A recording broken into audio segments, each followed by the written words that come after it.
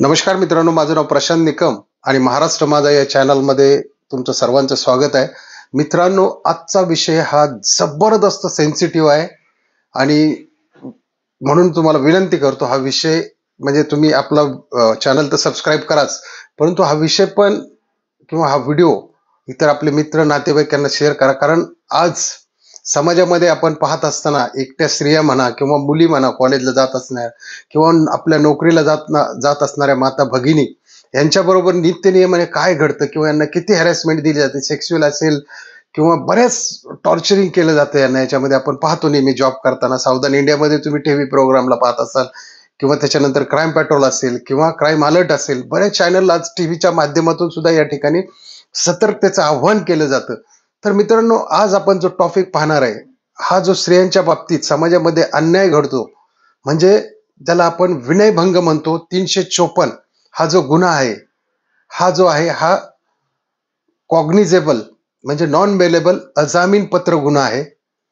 तर याच्यामध्ये जे पार्ट पडतात 354, जे काय इंडियन पिनल कोडचा जो कलम आहे 354, याच्या अंडर 354A, 354B, 354C आणि 354D या 4 कलमानुसार याच्यामध्ये शिक्षेची सरकारने जबरदस्त तरतूद केलेली आहे.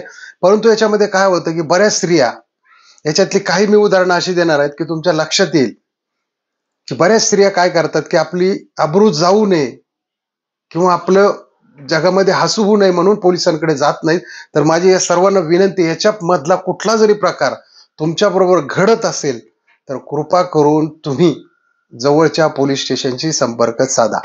तर मित्रांनो, 354 मध्ये काय होतं की या ठिकाणी काय होतं की एखादा पुरुष एखाद्या स्त्रियेला लज्जास्पद वर्तणूक करतो, तिला असे वेळ म्हणजे अश्लील चाळे करतो किंवा अश्लील काही अशा गोष्टी तिच्याबरोबर करतो किंवा तिला अश्लील विनोद करणे किंवा तिचा अपमान होईल अशा भर ठिकाणी तिच्याशी तसं लज्जास्पद वागणे, ह्याला आपण म्हणूया मित्रांनो 354. आणि हा जो गुन्हा आहे 354, याला प्रामुख्याने जर त्याने पहिल्यांदा केला तर त्याला 1 वर्षाची शिक्षा आणि दंड आहे.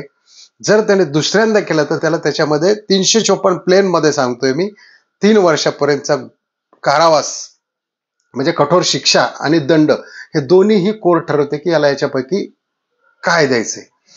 तर चला आपण मित्रांनो पाहूया 354A मध्ये काय तरतूद आहे. याच्यामध्ये काय होतं की याच्यामध्ये यांना स्त्रियांना सेक्स्युअल हॅरॅसमेंट दिली जाते.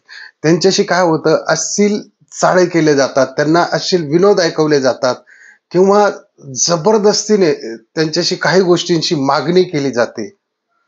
तर याच्यामध्ये काय होतं की 354A नुसार हा गुन्हा जर त्याने पहिल्यांदा केला तर त्याला 1 ते 3 आणि जर त्याने दुसऱ्यांदा केला तर त्याला 5 ते 7 वर्षाची दंड अशी कठोर शिक्षा याच्यामध्ये या ठिकाणी कायद्याने तरतूद केलेली आहे. त्याच्यामुळं आपल्याशी जर असं कोणी वागत असेल, जवळचं असेल, नात्यातला असेल किंवा मैत्रीतला असेल किंवा कामातला असेल, जर तुमच्याशी काही अश्लील वर्तन करत असेल किंवा काही गोष्टी तुमच्याशी मागणी करत असेल तर कृपा करून तुम्ही जवळच्या पोलीस स्टेशनला जाऊन याची दाद मागू शकता, याची कंप्लेंट देऊ शकता आणि त्याला जागेवर आणू शकता. आता दुसरा जो आहे तो 354B.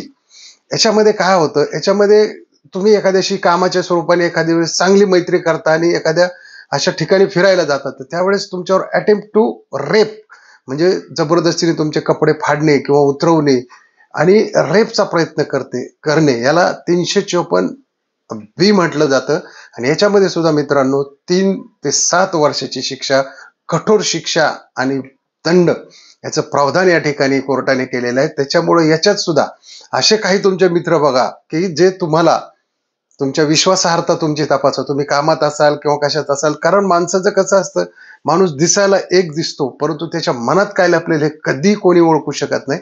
त्याच्यामुळं नेहमी तुमच्या आसपासची जी लोक आहेत बघा, टीव्हीला सुद्धा कार्यक्रम असतात, सावधान इंडिया झालं, क्राईम अलर्ट झालं, क्राईम पेट्रोल झालं, याच्यातून बघा जे आपल्याला घ्यायचंय ते घ्यायचंय, बाकीचं ते वाह्यात आपल्याला सोडून द्यायचंय. कुठलीही गोष्ट लक्षात घ्या.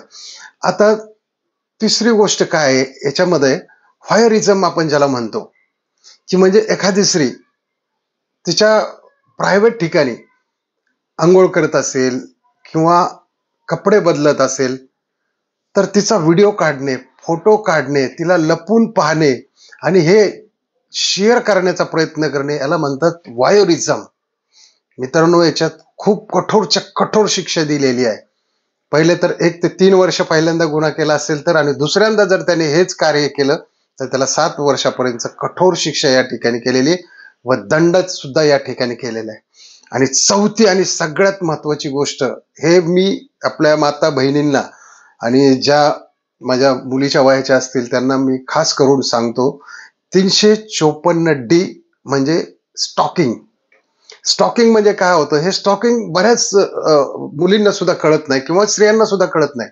बऱ्याच वेळा त्यांच्या बाबतीत हा प्रकार घडत असतो. स्टॉकिंग म्हणजे काय, की वारंवार एखाद्या स्त्रीचा पाठलाग करणे किंवा एखादी स्त्री एखाद्या ठराविक वेळेमध्ये एखाद्या ठिकाणी येते, त्यावेळी तिच्या समोरून जाणे किंवा तिला खुणवणे किंवा तिच्याशी बोलण्याचा प्रयत्न करणे, याला स्टॉकिंग असं म्हटलं जातं. हा स्टॉकिंग हा सर्रास ह्या 354 मधला हा सर्रास महत्वाचा गुन्हा मानला जातो. आज कित्येक आपल्या मुली कॉलेजला जातात, त्यांना माहित नसतं.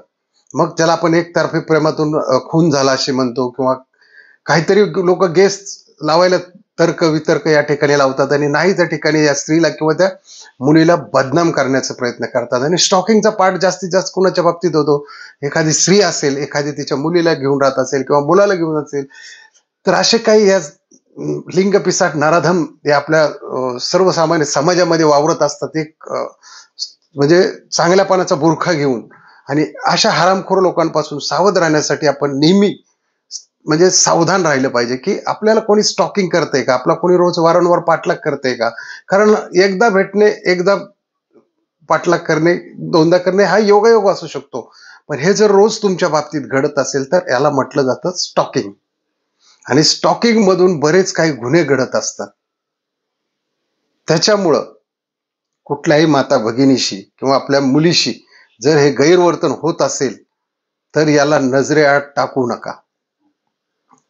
किंवा आपले अब्रू जाईल किंवा आपल्या लोक नावं ठेवतील किंवा हा गुंड आहे, तो असा आहे, तू तसा आहे, नंतर आपल्याला हे करल ते करल, आपण गरीब आहोत.